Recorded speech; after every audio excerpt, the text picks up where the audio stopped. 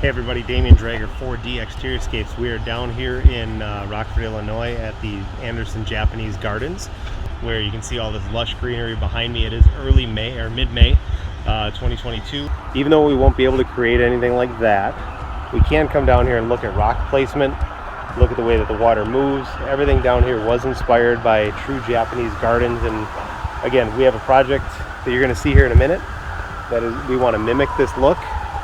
So just looking at this little babbling brook through here, we've got some large rocks, some accent boulders, nice little bridge that we're going to try to incorporate into that. These gardens were established, I believe, in 1978 by John Anderson.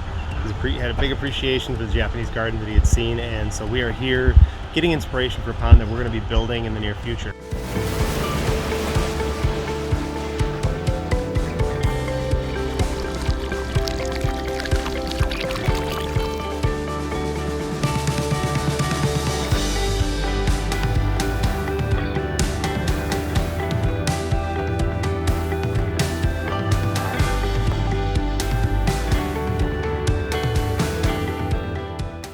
This is I'm going to call it day 2. The guys on the other day tore out everything that was in here. This is an existing pond renovation. What we're looking for now on this one is we're going to make it bigger, deeper, and make it in a Japanese style. Did go tour the Anderson Japanese Gardens in Rockford, Illinois for some inspiration.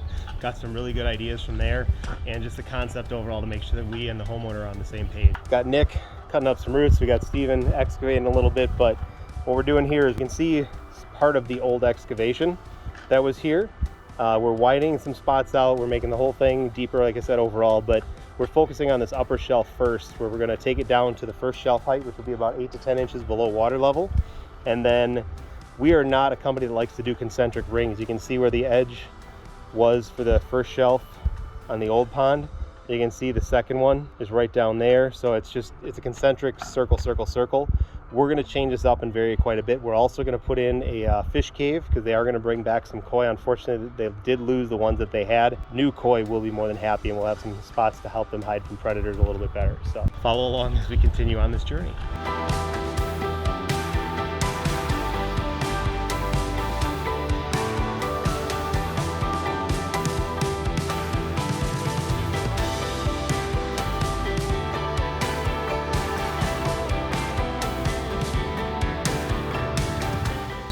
Hey everybody, hiding in the corner on our Japanese style pond here. Basically, I am underneath an I believe it's a weeping Austrian pine. We'll have to double check that. But if you look down here, what you can see is we've got our 3-inch plumbing running the length here, and it's curved around the corner. But in the middle, right about there, we've got a Y that tapers down to a 2-inch that we're going to put into the water turn that down into some jets to eliminate dead zones. But what I'm doing underneath here is I'm going to put in another 3-inch Y somewhere in here, because we're going to split off and do two Signature Series 2500 biofalls. But I want to make sure we have as much flow going to that as we can. So we're going to use a 3-inch Y and 3-inch piping coming off of both of those until we get within the last like 6-8 inches of the biofalls, just so we can keep as much flow and water going to each of those as we can. So that works as a rock pad? Yeah, absolutely, sure, why not?